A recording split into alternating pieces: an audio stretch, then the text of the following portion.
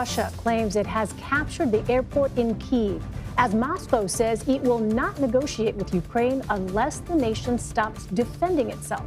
Thousands of Ukrainian citizens are seeking shelter in subway tunnels as others are doing what they can to fight back. For more, I'd like to bring in Associate Professor at Michigan State University, Matthew Pauly. He studies Russia. Matthew, thank you very much for being with us. So our crews on the ground in Ukraine are telling us that they're seeing civilians take up arms to defend their country. You've lived in Ukraine. You have associates still there. What is it that you're hearing? I'm hearing the same thing, even in parts of Ukraine distant from the capital, that is in areas that are predominantly Russian-speaking. People are cramming into the conscription office. They're volunteering and receiving arms to the extent that those are available. So there's certainly a spirit of volunteerism that is on display.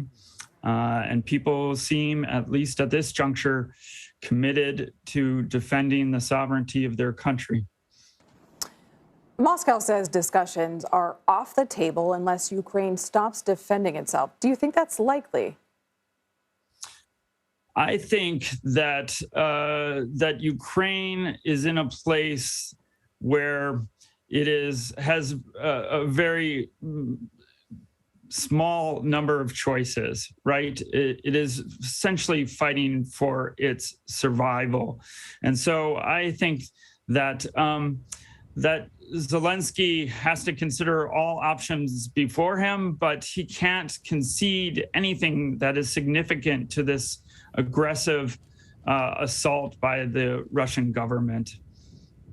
You know, we have talked to a number of analysts over the last 24 hours or so who essentially say that Vladimir Putin, while no one knows exactly what his frame of mind and his mindset is, that he has always wanted to see a restoration of the Soviet Union, essentially, and the influence of the former Soviet empire. If that's the case, Matthew, what do you think realistically it's going to take for Russia to actually pull back from sovereign Ukrainian territory?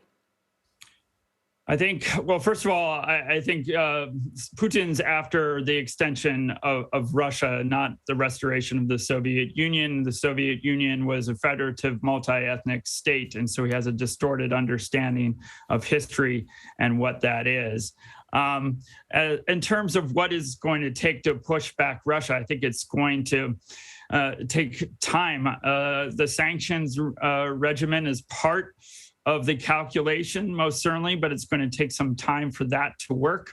And I think the U.S. should be doing everything possible to arm the Ukrainians as much as the U.S. can to fight their own fight. I understand the trepidation on the part of the U.S. government to get more deeply involved in this conflict, but military support to the extent that we can offer it, defensive military support, seems absolutely critical. But beyond that, I don't know. I mean, time will tell what the battlefield results are. By all accounts, Ukrainians are defending their territory wherever possible. They're just in an asymmetric fight, right? The Russians have considerable strength on their side and a much more robust army. But what they don't have is really an understanding, I'd suggest, of why they're there. I don't think the average Russian soldier really understands his mission. And the Russian public,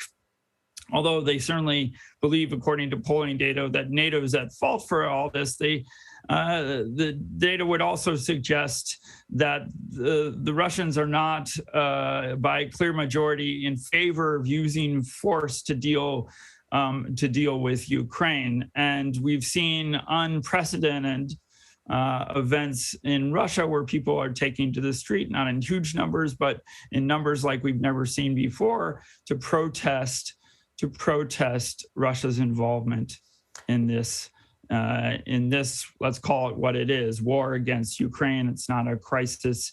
It is an assault, a war of aggression. I would submit it is an imperialist war against Ukraine. So if things go If Russia indeed establishes control over the main centers of Ukraine, over the major cities, I certainly think it is possible we're in for a long haul insurgent guerrilla fight against Russian forces, even if formal Ukrainian forces are forced to concede in places. That's not happening at the moment. It's a very different situation than the situation that we confronted in 2014.